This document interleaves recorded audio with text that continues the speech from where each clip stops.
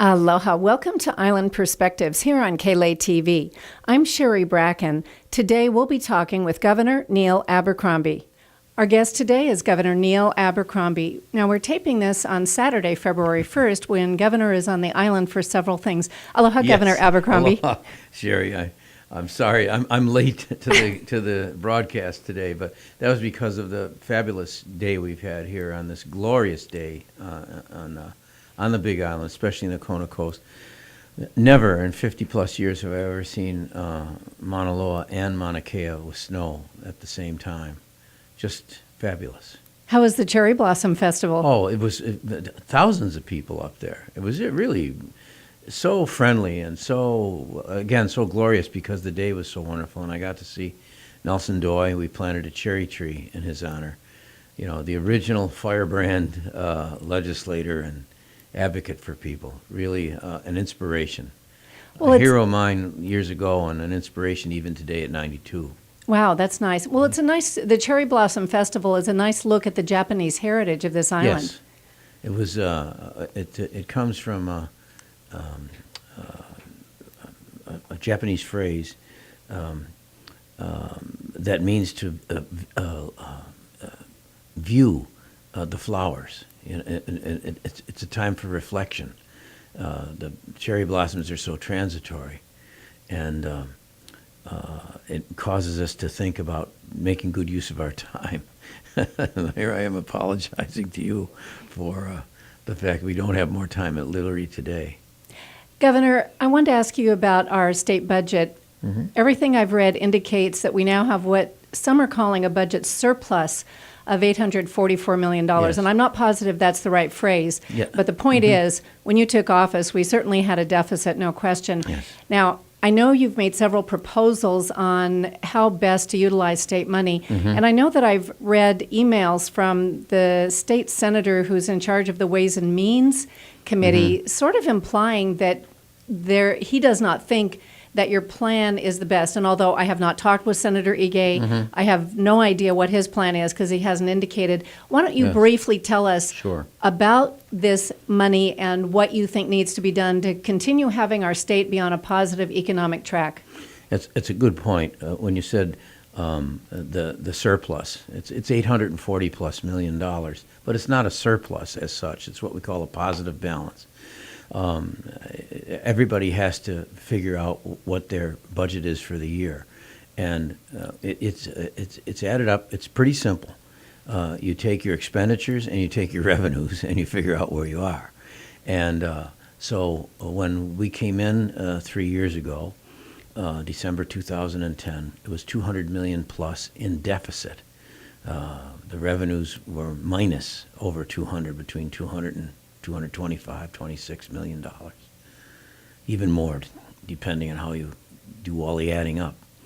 And so we had faced some pretty hard choices, and some tough decisions had to be made on budget restrictions, salary restrictions, benefit restrictions, infrastructure and capital improvement project restrictions in order to straighten ourselves out. So over the course of the last 3 years, as a result of that fiscal management, we've come into $844 million positive balance. Now, what that means, very simple, is we're paying our bills, and we're in the black.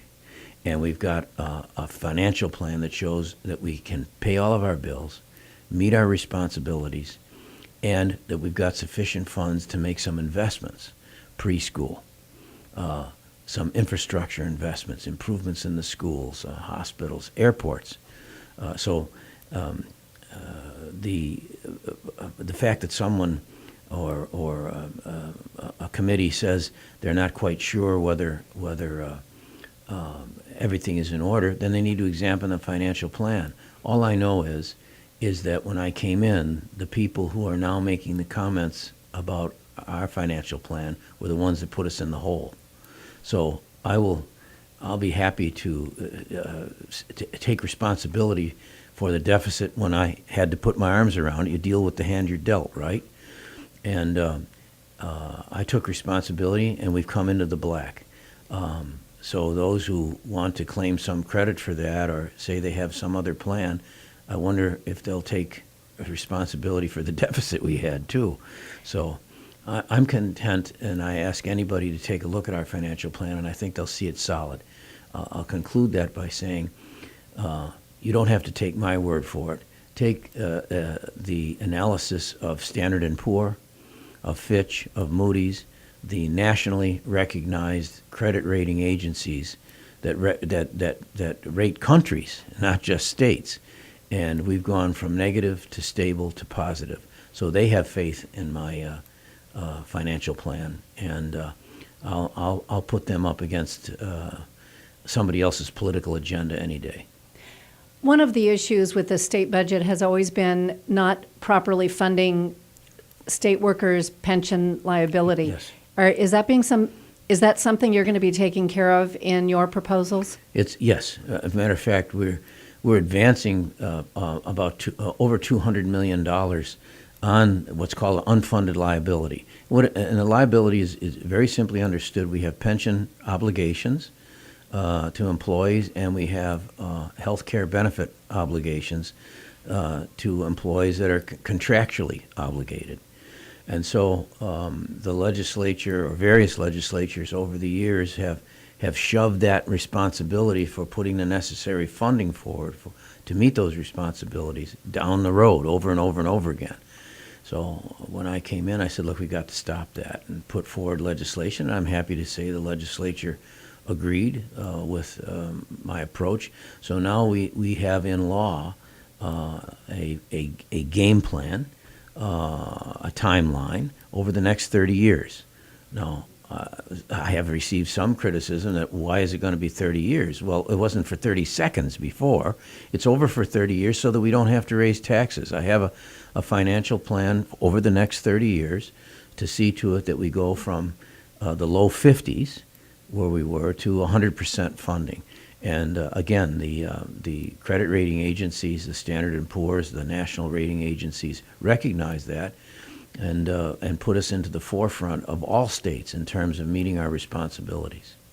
Governor Abercrombie, last time you and I talked at length, it was last June, and we talked about early childhood education and why it's important. So there isn't really a question about that. The question is, you have put several $1 million in funding in your budget for early childhood education, yet there is a state constitutional amendment coming up in November to address early childhood. So some are saying, well, you probably shouldn't put it in the budget now, but what's your comment on that? Well, I think that's apples and oranges. We're running parallel courses. That it's not a contradiction at all. It's a parallel course. Because we did not have a statewide preschool education, as many other states do, better than I think 40 out of the 50 states or so already have universal preschool. And preschool is so universally recognized as being essential to the well-being, educationally speaking and developmentally speaking, of children, that I wanted to move where we were. There's an old political axiom, you swim in the water you're in. So what we had was private preschools already operating, nonprofit preschools already operating. Some of them are church-based. Others are on a business model. So what I wanted to do is say, look, let's take advantage of what's already there, and if we can walk on both legs, both public preschool funding and investment, and utilizing those already in existence, that made good sense to me. And the difficulty is the Constitution has a provision in it that says where education is concerned, you can't put public funds in any respect towards a private education. And I understand separation of church and state, that kind of thing, but we don't think that violates it. We have contracts with the Salvation Army. We have contracts with the Roman Catholic charities, Catholic charities. We have contracts and contracts with church organizations that rent public facilities. So there's I don't think, as long as you're not promoting someone's religious orientation, there's no reason why we can't contract with them to provide an educational or developmental possibility. So that's what the constitutional amendment's about. Regardless of that lets us take advantage of existing facilities and programs. And Along with that, then, I want to, of course, pursue support for the Department of Education participating statewide. This is especially important for places like the Big Island because we don't necessarily have the facilities in place right now, but there may be nonprofit organizations, church organizations, private business that would be glad to do it and with whom we could contract. So to me, it makes sense. Let's take advantage of the services that are out there right now, and let's coordinate and partner with them. Governor Abercrombie, as you know, on Hawaii Island, we have a significant doctor shortage, and it's true other islands as well, but certainly here. And one solution that's being addressed actively and positively here on Hawaii Island is the Rural Residency Program. It's a program in Hilo at Hilo Yes. Medical Center in collaboration with John Burns School of Medicine. And they actually have 5 doctors Yes. on staff right Right. now in I training. think I've got some notes for it right here, as a matter of fact. Well, the question is, what they really want is about $2.8 million in funding as a line item in the budget, and it doesn't appear to be in your budget proposal. So what are your comments on that as to what Yes. should be done next? Because this is important. Oh, yes, there's no question about it. I wanted to have the numbers exactly right. It's House Bill 2314, and the companion bill is Senate Bill 2864. They're both in the respective health committees, and this is to provide funding for that primary care training. I want to have its own highlight and get into the budget. We are supporting putting it into the budget, but the legislators had these bills, and so I said, okay, we're going to support the bills. That's really what it is. There's no question that we need to do that. For precisely the reason I mentioned before, where preschool is concerned. Each island has its own logistical dynamics when it comes to health care, when it comes to education, when it comes to highways, you name it. So we need to be responsive to that statewide. So I don't want to as much as I can avoid it, have areas competing with one another to see who gets priority. There's no question with the population growth on the Big Island that programs like the residency program, medical residency program for rural areas, is absolutely necessary for the Big Island present necessities. Very good. Governor Abercrombie, one of the high priority items for you on your list when you were running for governorship was fixing Honokaha Harbor. Yes. And some things have been done, but more has not been done. So what has to happen for Honokaha Harbor to be made right? I've got to continue what we've managed to get started so far. I wanted to again have a complete listing for you as to what we were doing. And I know a lot has been done, Yeah. but I think the users out there are just not happy yet. I'm not happy either. Okay. Believe me, I'm not. Even from the point of view of landscaping logistics and so on. The entrance alone, for example, it leaves much to be desired. We've put some improvements in, comfort stations and the covered waiting areas and so on. But I'm trying to move as quickly as I can on the capital improvement side to see to it that we not just upgrade, but we reinvent Honokaha Harbor. And I'm confident that we're at a stage now because of our financial success. The plain fact of the matter is that we weren't in much of a position the first couple of years to be able to do the kinds of capital improvements, which is what's really necessary in the harbor. Yes, there's some operational issues, no question about it, that need to be dealt with, and communication issues that need to be dealt with.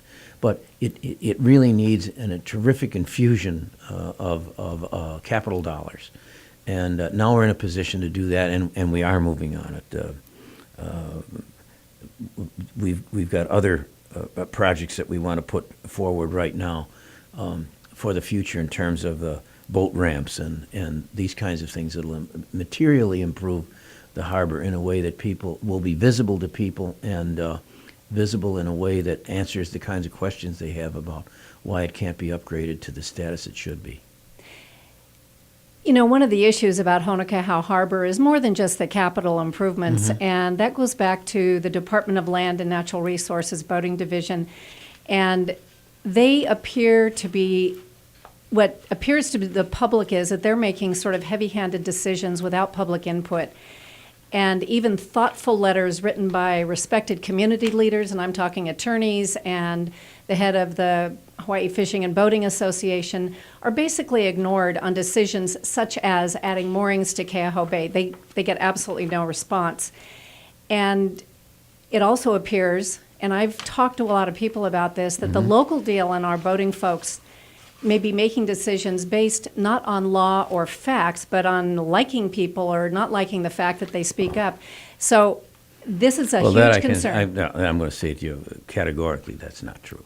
Oh, Governor Abercrombie, I hate to say it, but I've actually seen evidence of that. And so tell me more, because Well, it's a situation that truly has the Kona community concerned. Well, if that may be a perception, I don't know. But if something like that was taking place, it's a criminal act. And believe me, that's not going to take place in any administration I have. I'm certainly willing to talk to anybody who has that perception, and if someone has even given that impression, I want to immediately disassociate myself from anything like that.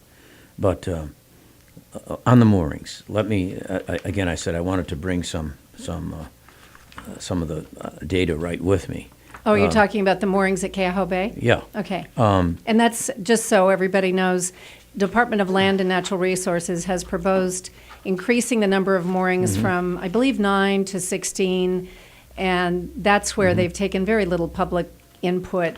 Well, when they say, maybe that's, again, the perception, but there was a hearing on January 7th, hearing on May 13th, hearing on July 2nd. This is all last year. Another hearing on November 5th, and then a summary sent to all interested parties, including, for example, the president of the Keauhou Canoe Club, on December 18th, 2013, within the last 6 weeks, about the survey, about safety and direct impact on outrigger canoe paddling, about adverse environmental impacts, community notice and participation in meetings, as I say, where we iterated these meetings. There's been 4 formal meetings and many informal meetings that have taken place. Now, it may be that some people are not satisfied with the results of the meeting. Now, that's legitimate, and I understand that. But dissatisfaction with the dialogue or the meetings is not the same thing as saying nobody's being responsive. I think 4 meetings in 5 months, extensively held meetings, and the survey is very, very complete on the moorings. Now, some people may be unhappy with it because this has been all kind of informal before. Everything was kind of jerry-rigged in terms of moorings. So what people are saying is, look, we had something going, and now it's going to be much more formalized. Well, there's a lot of people that do want that, as a matter of fact, and think that that's a more rational and reasonable way to be fair to everybody. So I'm wide open on all of these questions, but I think it is not helpful to simply make accusations about failure to have meetings or something like that, when clearly that's not the case. Okay, Governor, let's move to what I think is the state's biggest economic driver, and certainly huge on this island, which is tourism. Yes. And that brings us to something you mentioned, which is the airports. Right now, as you know, there's a huge desire to get international flights back to Hawaii Island, and a stumbling block is the lack of what the federal government feels is an appropriate customs facility at Kona Airport. I know this is something that your folks have been actively working on. Ford Fujigami, you have written a letter asking for a 5-year exemption. Mayor Billy Kanoy recently met with the head of this Federal Department of Transportation, and it's now been assigned to a deputy. But give us the latest and what your comments are. Well, we're going to have to ramp that up, clearly. My latest view of that comes when, when Representative Denny Kaufman retired, and we had a little get-together for him, community get-together. We were there.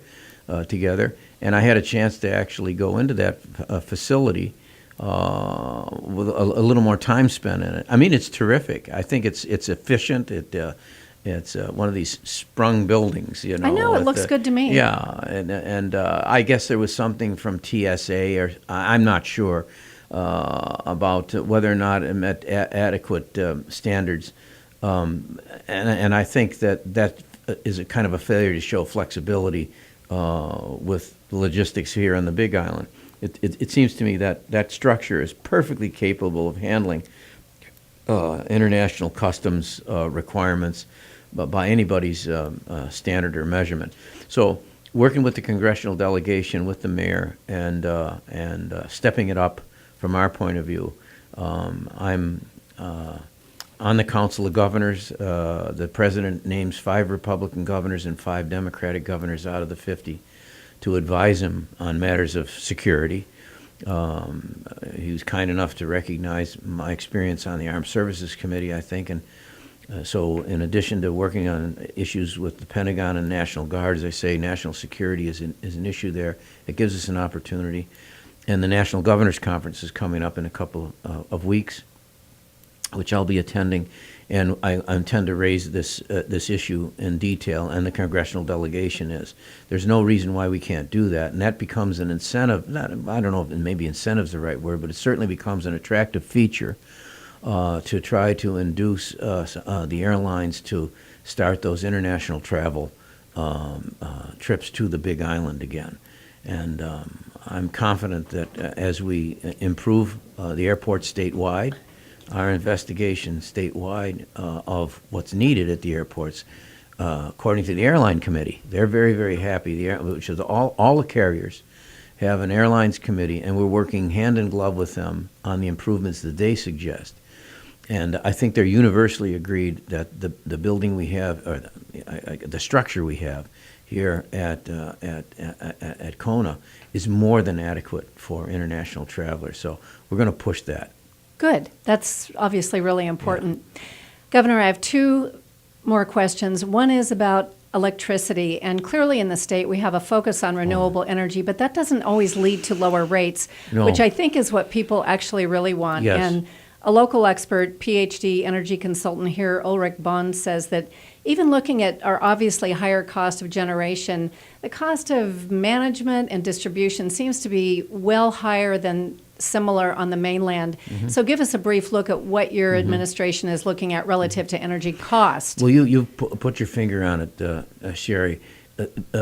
Renewable and an alternative energy to the oil-based and coal-based energy source we have now is not necessarily cheaper in the source, oil, coal, and all the rest. The question then becomes, does that also then reflect the actual costs, overhead, and so on associated with it? And that, I think, is still a reflection of the model we have. The electric utilities, the regulated utilities we have now, by definition, it's not private enterprise. This is a regulated utility. It's still an investor-owned seller of electricity. So it's their advantage to maximize their prices in terms of maximizing overhead and so on. So we have to move to another model where it's distributive. And if they can't adjust to that, then we need to change the model. And that's up to the Public Utilities Commission, and it's up to the legislature. It's up to the political leadership to make that happen. And I think that's where we're headed right now. We can't continue on this course where we have essentially a 19th century distribution model in a 21st century necessity for not only changing the source of our fuel, but the basis upon which we sell it.